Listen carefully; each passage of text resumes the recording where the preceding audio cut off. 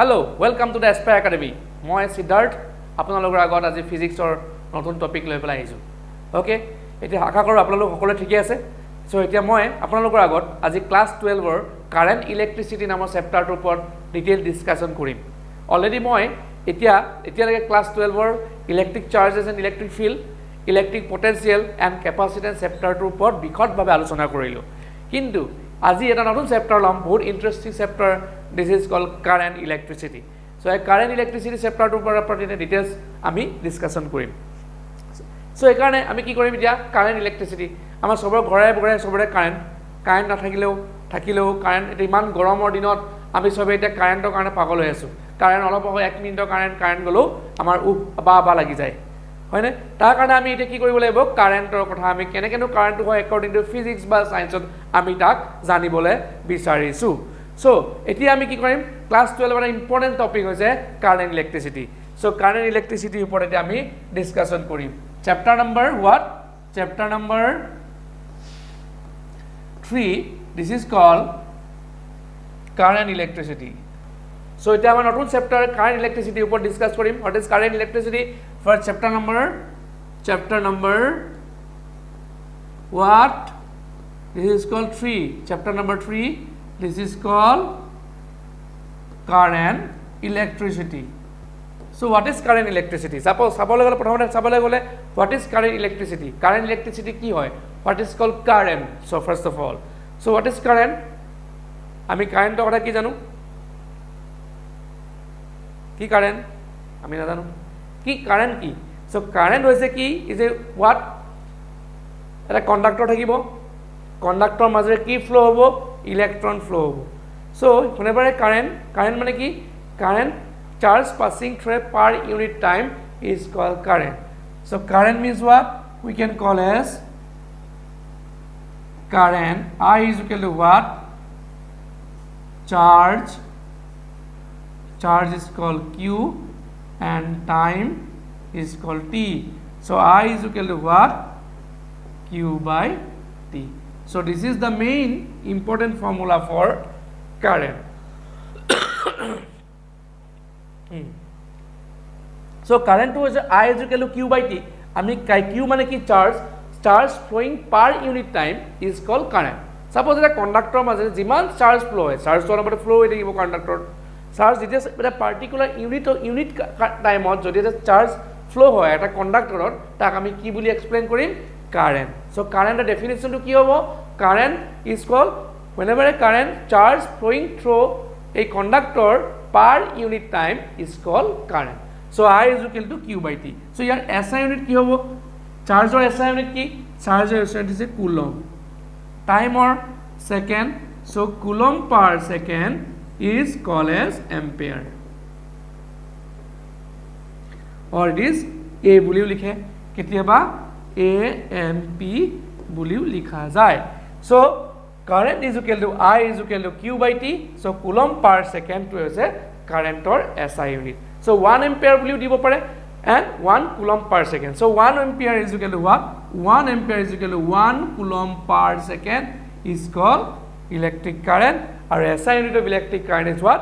Ampere. So ampere is as a word. 1 ampere means what? 1 coulomb per second. So আকৌ কৈছো current মানে কি? চেপ্টাৰটো বহুত ইম্পৰ্টেণ্ট চেপ্টাৰ, ক্লাছ 12ৰ 3rd নম্বৰ চেপ্টাৰ, বহুত ইম্পৰ্টেণ্ট চেপ্টাৰটো কি হৈছে? কাৰেণ্ট মানে কি? চাৰ্জ বাই টাইম মতলব মানে তাক আমি ডিফিনেশ্যন কি ক'ব পাৰোঁ? Current flowing through charge flowing through per unit time is called current. So' I যে চাৰ্জ ফ্ল' হৈছে টাইম ইমান, so' after that 1 coulomb, so' 1 coulomb per second is called current. So' after that কাৰেণ্টক আমি কেনেকৈ বহুত ভাগত লিখিব পাৰোঁ? 1 মিলি এম্পিয়াৰ লিখিব পাৰোঁ। 1 milli ampere means 10 to the power -3 ampere. 1 micro' ampere লিখিব পাৰোঁ। Micro' ampere means 10 to the power -6 ampere. এইকেইটা হৈছে কাৰেণ্টৰ কিছুমান ভাগ, মানে কাৰেণ্টৰ ইউনিটবোৰ কিছুমান সৰু ইউনিটত আমি ভাগ কৰি লৈছোঁ। সেই ইউনিটকেইটাকে আমি ক'ব আহিছোঁ 1 milli ampere means 10 to the power -3 ampere, 1 micro' ampere means 10 to the power -6 ampere. So' এইকেইটা হৈছে কাৰেণ্টৰ ভাগ। অ'কে, চ' এতিয়া আৰু নেক্সট আহিলে এটা important topic, this is called conventional and electronic current. conventional current and electronic current.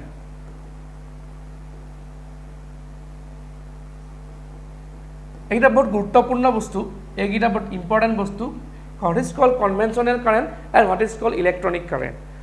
So আমি কি জানো, এটা সাপোজ কণ্ডাক্টৰ আছে আমাৰ ওচৰত, এইটো conductor. What is called conductor? যাৰ ফ্ৰী ইলেক্ট্ৰন থাকে. So one kind of this device or what kind of conductor কি, যাৰ ফ্ৰী ইলেক্ট্ৰন থাকে তাক আমি কণ্ডাক্টৰ বুলি কওঁ. কণ্ডাক্টৰ কি থাকে, সাপোজ কণ্ডাক্টৰ কি থাকিব, ফ্ৰী ইলেক্ট্ৰন থাকিব, এনেকুৱা ধৰণৰ কিছুমান ইলেক্ট্ৰন থাকে. অ'কে, ইলেক্ট্ৰনবোৰ থাকিব. অ'কে, যেতিয়া ইলেক্ট্ৰনটো কি হ'ব, চ' ফাৰ্ষ্ট অফ অল ইলেক্ট্ৰনটোৰ যেতিয়া কাৰেণ্টৰ ডাইৰেকশ্যন, ছাপ'জ আমি ইয়াত এটা কানেকশ্যন কৰি দিলোঁ, কানেকশ্যন যেতিয়া আমি বেটেৰী লগত কানেকশ্যন কৰি দিম, বেটেৰী লগত কানেকশ্যন কৰিলে কি হ'ব, কাৰেণ্টটো কোনফালে ফ্ল' হ'ব, অলৱেজ পজিটিভ. এইটো যাব পজিটিভ টাৰ্মিনেল, নেগেটিভ টাৰ্মিনেল, সদায় কাৰেণ্টটো কোনফালে ফ্ল' হ'ব, পজিটিভ টু নেগেটিভ টাৰ্মিনেল. চ' কাৰেণ্টটো যেতিয়া পজিটিভ টু নেগেটিভ ফ্ল' হ'ব, সেই কাৰেণ্টটোক কি কোৱা হ'ব, কনভেনশ্যনেল কাৰেণ্ট.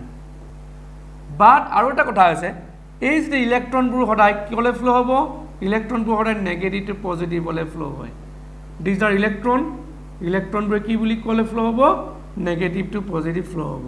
চ' সেইবোৰ কাৰণত কি কোৱা হ'ব, electronic current.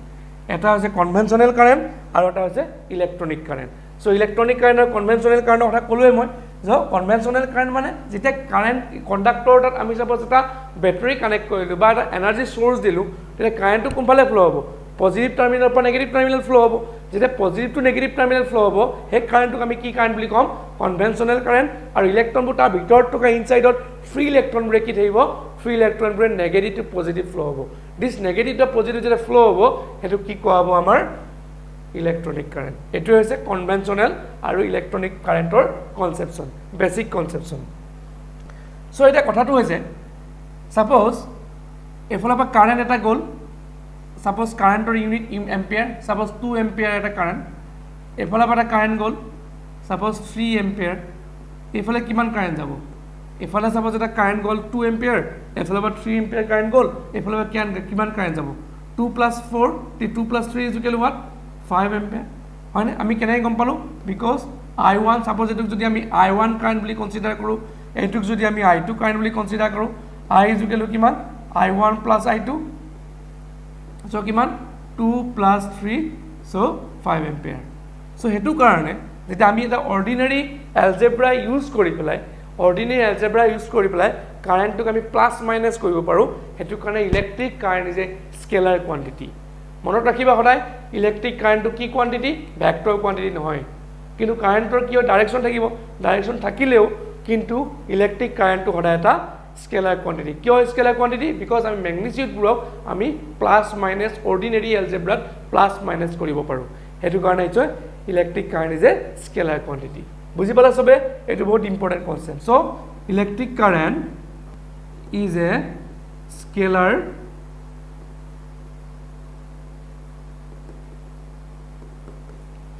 quantity. Electric current is a scalar quantity. It is very important. So next, এটা বহুত কথা আছে, আমি বহুত পঢ়িলোঁ. এটা নেক্সট এতিয়া কিছুমান বস্তু আছে আমি জানো. আমি আগতে কিছুমান ফৰ্মুলাছ পাই আহিছোঁ, Q = what, NE. তাৰপিছত আমি কি পালোঁ, I = what, Q/T. I = what, Q/T. I = কি পালোঁ, Q/T. চ' এইকেইটা পালা. তো এতিয়া এই কুৱেশ্যনো আমি কি লিখিব পাৰোঁ, I = what, NE/T লিখিব পাৰোঁ, বিকজ Q = NE. এইবোৰ ফৰ্মুলা আমি নিজে বনাই ল'ব লাগিব, আমি ইয়াৰ পৰা সলিউশ্যন উলিয়াই পেলাই কৰি দিব লাগিব. চ' দিছ আৰ দ্য কল ইলেক্ট্ৰিক কাৰেণ্টৰ কিছুমান ফৰ্মুলা আমি ইয়াত কৰিব লাগিব. চ' এতিয়া ইলেক্ট্ৰিক কাৰেণ্টৰ কিছুমান ফৰ্মুলা আছে. ছাপ'জ এটা ইলেক্ট্ৰনে এটা চাৰ্কুলত, এটা চাৰ্কুলত ঘূৰি আছে এনেকৈ, ইলেক্ট্ৰন E- এটা ইলেক্ট্ৰন এটা চাৰ্কুলত ঘূৰি আছে, O' centre radius R. Suppose radius R যদি হয়, ভেলচিটি V ভেলচিটিত ঘূৰি আছে, তাৰ টাইম পিৰিয়ডটো কিমান, টাইম পিৰিয়ড মানে time taken to complete 1 revolution is equal time period is equal what, আমি জানো time period is equal what, 2/r/v. So' 2/r/v ইয়াৰ পৰা আমি উলিয়াব পাৰোঁ time period of the electron আৰু ফ্ৰিকুৱেঞ্চি মানে 1 বাই টাইম পিৰিয়ড 1 বাই টাইম পিৰিয়ড বুলি ক'লে 1 বাই টুৱাইছ পাই আৰ বাই ভি চ' ভি বাই টুৱাইছ পাই আৰ এইবোৰ কিছুমান ফৰ্মুলা য'ত আমি দি দিছোঁ যেতিয়া তোমালোকৰ পিছত নিউমেৰিকেল কৰিবলৈ সুবিধা হ'ব চ' এইবোৰ ফৰ্মুলা দি পেলাই আমি কিছুমান বস্তু আমি কৰিব পাৰোঁ অ'কে চ' এইখিনিয়ে বস্তু চ' তাৰ পাছত এটা বহুত ইম্পৰ্টেণ্ট টপিক আহিলে সেই ইম্পৰ্টেণ্ট টপিকটো হৈছে আমাৰ বহুত ইম্পৰ্টেণ্ট সেইটো হৈছে ওহমছ ল হোৱাট ইজ কল ওহমছ ল চ' বহুত ইম্পৰ্টেণ্ট টপিক চ' ওহমছ ল কি হয় চবে পাৰে বহুত ইম্পৰ্টেণ্ট টপিক ক্লাছ 10তো আমি পাই আহিছোঁ বাট ওহমছ লটো কি বস্তু এতিয়া আমি বহুত পালোঁ কাৰেণ্ট বস্তুটো গম পালা কাৰেণ্ট কি হয় I is equal to Q by T মানে চাৰ্জ এটা কণ্ডাক্টৰ যি পাৰ্টিকুলাৰ ইউনিট টাইমত ফ্ল' হোৱাটোকে কাৰেণ্ট বুলি কয় তো আমি বুজি পালোঁ বাট ওহমছ ল কি হয় সাপোজ এটা কণ্ডাক্টৰত কাৰেণ্ট ফ্ল' হৈ আছে অ'কে তো current flowing through a conductor is directly proportional to the potential difference between two ends of the conductor current যেতিয়া ফ্ল' হ'ব ইলেক্ট্ৰন ফ্ল' হ'লে কি হ'ব পটেঞ্চিয়েল ডিফাৰেঞ্চ জেনেৰেট হ'ব অলৰেডি মই ক্লাছ 12ৰ ছেকেণ্ড চেপ্টাৰ অলৰেডি লেকচাৰ্ছ দি আহিছোঁ যে 12ত ক্লাছ 12ৰ ছেকেণ্ড চেপ্টাৰ দি আহিছোঁ যে what is potential difference and what is electric potential okay so' electric potential আৰু পটেঞ্চিয়েলৰ ডিফাৰেঞ্চৰ কথা আমি কৈ আহিলোঁ চ' এটা কণ্ডাক্টৰ যদি কাৰেণ্ট ফ্ল' হয় current flowing through a conductor is directly proportional to the potential difference between two ends of the conductor মানে যদি এটা কণ্ডাক্টৰত চাপ'জ এটা কণ্ডাক্টৰ বুলি কনচিডাৰ কৰোঁ চাপ'জ এটা কণ্ডাক্টৰ এটা কনচিডাৰ কৰোঁ চাপ'জ দিছ ইজ এ কণ্ডাক্টৰত কি হ'ল কাৰেণ্ট ফ্ল' হৈ আছে অলৰেডি কাৰেণ্ট ফ্ল' হৈ আছে কাৰেণ্ট যিমানে ফ্ল' হ'ব তাৰ সিমানে পটেঞ্চিয়েল ডিফাৰেঞ্চ বেছি হ'ব নাই কাৰেণ্ট যিমানে ফ্ল' হ'ব সিমানে পটেঞ্চিয়েল ডিফাৰেঞ্চ বেছি হ'ব চ' এইটোক আমি কেনেকৈ লিখিব পাৰোঁ current flow' through the conductor is directly proportional to the potential difference between two ends of the conductor so' আমি কেনেকৈ লিখিব পাৰোঁ V is proportional to I মানে কাৰেণ্ট তো Ohm's law states that it states that এনে লিখিব পাৰা it states that current flowing through the conductor is directly proportional to the potential difference